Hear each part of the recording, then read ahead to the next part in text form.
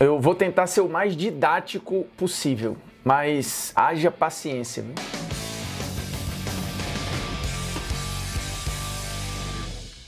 Fala moçada, beleza? Polêmicas vazias na área, convidando você a se inscrever no canal, tocar na notificação, deixar o seu like e compartilhar o conteúdo nos seus grupinhos de WhatsApp, que é muito importante. Pegar o link e espalhar pra galera. E esse tema é importante porque ele está em alta, ele é necessário. Eu entendo muitas vezes a irritação, mas é importante conversar sobre porque é um caminho sem volta. Pelo menos por enquanto, porque, como eu canso de falar, o jogo é uma eterna busca por respostas. E aí você tem o campo falando para você. Não é a gente que decide, não é o torcedor esperneando no sofá nem na arquibancada, nem a galera se esbufeteando em mesa de debate nos programas de TV. A saída de bola com o goleiro, com os zagueiros, na toqueira, é uma tendência. Ponto. Quando vai mudar, só o próprio jogo vai dizer. Porque ao passo que essa saída, ela não era o padrão há 1, 2 décadas atrás, ela passou a ser porque o jogo pediu que ela fosse feita assim. Portanto, Polêmicas Vazias de hoje pergunta e ao mesmo tempo responde: a saída com o goleiro tem que acabar? A saída tocando desde os zagueiros precisa ser extinta porque volta e meia sofrem gols assim? Tem zagueiro cometendo pataquada, tem goleiro cometendo erro e aí por isso tem que acabar a saída com o goleiro e você mudar toda a estrutura de para onde está indo o futebol hoje? Bem, essas e outras questões no Polêmicas Vazias. Seguinte, estamos vendo aí uma enxurrada de debate, principalmente no Brasil, porque isso tem ficado cada vez mais habitual, a saída construída, né? Desde lá de trás. Ou seja, um jogo tocado, pensado e que volta e meia é um jogo que dá errado, porque o jogo pressupõe risco. E quando a gente fala de futebol, é risco para quem está tocando e é risco para quem está marcando. Porque como é que esses erros de saída de bola se dão? Com a pressão alta do adversário, né? Esganando a saída de bola e tal, e aí pressiona o goleiro, pressiona o zagueiro, rouba uma bola, cria uma situação. Mas sair tocando tem uma lógica, que é qual? Manter a posse e ganhar a superioridade numérica, né? Eu tô ali com mais zagueiros do que atacantes me marcando. Eu tenho mais defensores do que jogadores do adversário. Então eu consigo tocar aqui e ir passando as linhas, furando os bloqueios até chegar no campo adversário. E quanto mais eu mantenho a bola, mais eu me protejo. Isso é um princípio bem guardiolista, né? E aí a gente precisa lembrar que, por exemplo, dos 3 campeonatos espanhóis que o Guardiola venceu, praticamente todos ele foi sempre a melhor defesa. Então assim, as defesas do Guardiola, historicamente, em média, são defesas seguras. Fora uma pane ou outra, na média o Guardiola se protege tendo a bola. Isso não é um conceito dele, né? Ele remodelou algo que ele aprendeu durante toda a vida, assim, inspirado pelo Cruyff, inspirado pelo Rinus Michels e por vários outros nomes da história do futebol. Então sair construindo desde trás foi uma novidade entregue pelo Guardiola? Não, mas foi popularizado e ficou consolidado no futebol, pelo menos o futebol que a gente chama hoje do século XXI, né? Que hoje é uma tendência. Mas lá atrás, se a gente for ver, o Ricardo Lavolpe, ele inventou o que chama-se saída lavolpiana, que é o quê? Sair com 3 homens, né? Esse terceiro homem descia para dar essa superioridade numérica, para facilitar a saída com os zagueiros, para os zagueiros ganharem uma opção de passe a mais. Hoje isso é muito padrão. Ou você tem 3 zagueiros, ou desce um dos homens do meio campo, e em vários momentos, esse terceiro homem é o goleiro, porque a regra mudou do futebol lá em 1992 e a gente precisa falar de mudança de regra para entender que toda mudança pressupõe uma alteração em cadeia em várias posições do futebol. Essa do goleiro em 92 mudou o jogo completamente, porque até então, se você não sabe, podia se recuar a bola pro goleiro e ele encaixar com a mão toscamente. Então o cara tá apertado, recua no goleiro, o goleiro segura com a mão, se protege, começa a sair jogando ou dá um chutão, dá a velha e popular quebrada. Mas em 92 tem a mudança da regra, não pode mais recuar pro goleiro. O goleiro agora tem que jogar com os pés. Óbvio que os goleiros não estavam, nem todos, a esmagadora maioria, preparados para isso. Então no começo foi um caos. Muito goleiro errando, dando chutão, recebendo e rebatendo, dando quebrada, furando essas quebradas, porque se você pesquisar aí, saíram muito mais gols de erro assim, do goleiro dominando, dando uma pataquada, estourando a bola no atacante e a bola entrando, do que, por exemplo, o goleiro tentar sair jogando, errar a bola, o zagueiro também perder ali na cara do gol e o cara fazer o gol sem goleiro. Então, existe uma lenda também sobre esses erros de saída de bola. Porque quando a regra mudou, você teve uma ruptura grande aí e todo mundo teve que se adaptar. Isso tornou o jogo mais ofensivo, mais divertido, porque, óbvio, quem está ali gerindo o jogo está gerindo um produto. Quanto mais ofensivo for esse produto, quanto mais emocionante for esse produto, melhor o espetáculo. Então, todas as mudanças de regra ao longo dos esportes foram para tornar esses esportes mais atrativos, mais justos, mais competitivos, mais dinâmicos, seja para quem está assistindo no estádio, seja para quem está vendo na televisão. Então, essa mudança de regra ela é muito importante, muito importante. E você teve, obviamente, ali gente no começo,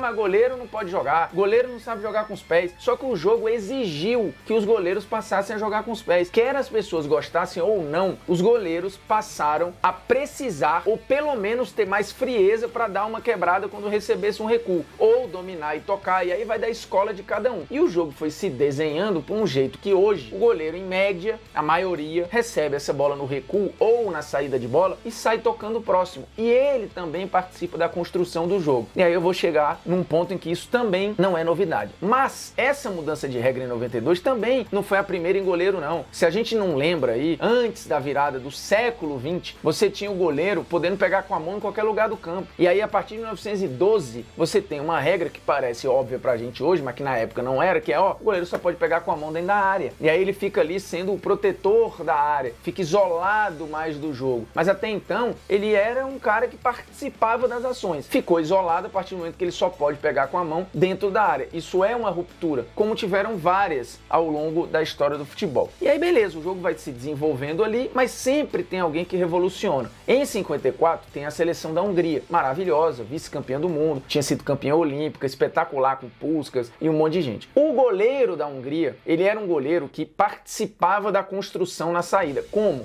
Ele só jogava com os pés? Não, mas ele construía com a mão. Ele saía conscientemente no passe com a mão, para já sair, não era o bicão longo o tempo todo. A Hungria saía num passe curto, obviamente o goleiro com a técnica na mão, e também saía do gol. Como é sair do gol? É sair da área num cruzamento, é funcionar como uma sobra. Já tinha um pouco deste conceito, que foi mais irrigado na seleção da Holanda de 74. O goleiro da Holanda titular nem era o melhor com as mãos, mas ele era o melhor nessa visão de antecipar movimentos. Por quê? Porque o que o Neuer, a gente hoje vê o Neuer fazer como sobra, né? E na Europa eles chamam de sweeper, né? Que seria o varredor. É o cara que tá ali para cobrir a defesa. Quando se chama goleiro de líbero é uma barbaridade, né? Porque o líbero tem liberdade para sair jogando. Não é o caso do goleiro. O goleiro, o termo que se usa na Europa é o sweeper. É esse cara que fica ali atrás como um para-brisa, né? Fazendo essa limpeza ali, protegendo a defesa. O goleiro da Holanda em 74, ele tinha esses momentos já. E isso era muito revolucionário para a época. Não era a maioria das pessoas que fazia. Se a Holanda tivesse ganho a Copa de 74, talvez a gente tivesse uma mudança já naquele momento ali. Mas beleza, o goleiro fazia vários momentos sobra, porque as linhas de marcação da Holanda estavam lá em cima e ele ficava por acolá, só esperando. Se precisasse, ele fazia uma sobra, saía ali de cabeça, saía dando um bicão e antecipava movimentos do adversário. O Cruyff, que era daquela Holanda, quando ele assume o Ajax na década seguinte, nos anos 80, ele leva esse conceito para lá. Inclusive, ele banca o seu goleiro titular, porque ele era um goleiro que antecipava mais movimentos. Saía da área, funcionava um pouco como essa sobra, saía do gol em cruzamentos, essa é de uma maneira arrojada, para já gerar contra-ataque rápido. E ele cansou de falar pro cara, vai, arrisque e erre, porque faz parte do jogo. E aí a gente tem esse início desse movimento, já anos 80, virada pros anos 90. Chega 92, tem a mudança da regra, e aí tá estabelecido, irmão. Ou joga com os pés, ou vai dar ruim. E vários goleiros deram ruim. Recebiam bola e davam quebrada errada, aí furavam bola, estouravam no marcador e a bola entrava. Então, o que a gente tá vivendo hoje, com as saídas por baixo, que ficaram consolidadas com o Guardiola, mas não foi ele que inventou, isso hoje a gente pode fazer movimentos de ruptura, né? Você tem lá Hungria, Holanda, mudança de regra, Cruyff, Guardiola. Se a gente quiser estabelecer, aí beleza, o Guardiola estabelece, ou pelo menos populariza, que é muito melhor você começar a valorizar a posse desde lá de trás, para ir quebrando as suas linhas de marcação e chegar de uma maneira muito mais consciente e com menos riscos no ataque, porque quando a gente fala de risco, a gente tá falando do risco também de quem marca. Quem sobe a marcação e tá lá te esganando lá em cima, se eu erro essa marcação e o cara passa de mim, passa dessa linha, ele vai ter o campo inteiro para explorar, porque eu vou estar ali com 3, 4 caras que eu subi para te marcar e as minhas costas vão estar livres. Então é óbvio que o campo vai estar muito mais amplo para quem tá me atacando do que para mim. Então, ao passo que sair tocando é um risco, marcar alto também é um risco, porque o jogo é isso. Você não quer se arriscar, você fica lá na sua casinha, não ataca tanto, só se defende, senta as linhas lá atrás. Isso é uma regra? Todo mundo tem que jogar assim? Não, mas é a maneira como o mundo hoje caminha. A maioria faz assim. E quando eu digo a maioria, isso está no relatório técnico da UEFA, que todo ano faz o seu observatório do que aconteceu nas suas competições e faz um raio-x das competições. Como é que os gols saíram, qual é que está sendo o padrão, o esquema tático mais usado, a questão do goleiro, como é que ele está sendo usado e tal. E o relatório técnico da última edição de Liga dos Campeões é uma aula pra galera que não gosta da saída por baixo. Porque vamos lá. Primeiro que foi a temporada de estreia de outra mudança na regra, que é qual? Você poder sair tocando dentro da sua área no tiro de meta, beleza? Que é aquele toquinho já dentro da área. Antigamente o amiguinho precisava esperar a bola sair da grande área para tocar nela. Agora não, os zagueiros podem ir lá para dentro da área para receber. Isso obviamente atrai ainda mais a marcação adversária. Aí você pensa, puxa, é mais risco, né? Ah, eu não vou fazer isso não, porque é um problema, vou tomar muitos gols assim. Não saiu nenhum gol assim na Liga dos Campeões com alguém saindo dentro da pequena área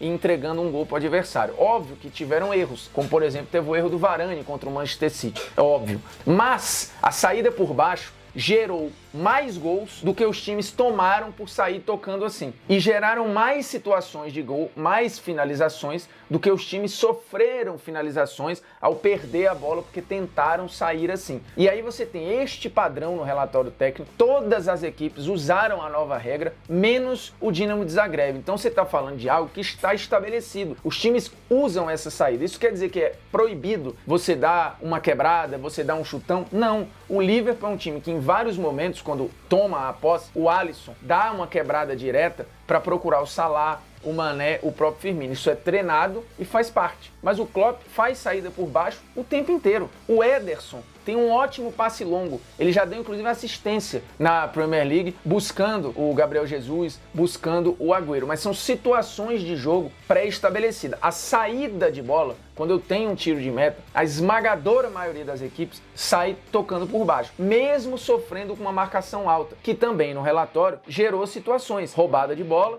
eu consigo 3, 4 passes, gera uma finalização. Então cada um tem a sua estratégia. O jogo, de novo, são respostas. Eu estou dando uma resposta à marcação alta, que é qual? Tentar sair tocando para quebrar essa marcação e abrir campo para mim. E eu estou dando uma resposta ao jogo tocado, marcando lá em cima e tentando roubar a bola. Aí vamos ver quem sai melhor disso. Mas a quebrada, o chutão, está em desuso, porque ele não é inteligente. O chutão, eu estou entregando a bola para o meu adversário com um percentual pequeno de chance de recuperar imediatamente. Quando eu dou o chutão, eu estou pegando o meu atacante de costas para zagueiros mais fortes e de frente para a bola. Ou seja, a chance dessa bola voltar para os pés do meu adversário, ela é muito grande. Então assim, não é nem inteligente o chutão e a quebrada toda hora, porque você joga a bola para o aleatório. Eu entrego a bola para o universo, ó, tá aí, estou jogando a bola. Tem gente que usa isso. A Premier League durante anos foi baseada no chutão, raspada, mas o jogo mudou, não é mais assim. E a elite não faz mais isso. Então isso vai criando uma cadeia produtiva de gente que também já não está mais produzindo isso. E obviamente que isso chegou no Brasil. Aí você fala, mas fulano não tem condição de fazer essa saída, fulano não tem qualidade. Gente, desculpa, qualquer jogador de alto nível, de qualquer liga do mundo, tem condições de sair tocando, porque você treina passe e o mais importante, além da minha técnica, é o posicionamento do meu companheiro para me dar a linha de passe. A partir do momento que ele se desmarcou e está me dando linha de passe, eu vou ter um passe mais fácil de fazer. Então é uma estrutura, não é só uma coisa individual. Ah, o cara não sabe dar um passe. Ah, esse cara sabe dar um passe. Primeiro que essa tese cai quando você vê todas as equipes, as 31 equipes da Liga dos Campeões da Europa, fazendo essa saída com os investimentos mais variados possíveis. É gente rica, é gente pobre, é gente mais ou menos, é gente milionária, é gente trilhardária, é jogador fora de série, é jogador mais ou menos, é jogador que você acha meia boca. E todos fazem. No Brasil a mesma coisa. Quem gosta de ver jogo de base, vai ver os moleques da base fazendo a saída. E aí o time que tem mais investimento ou menos investimento, também faz.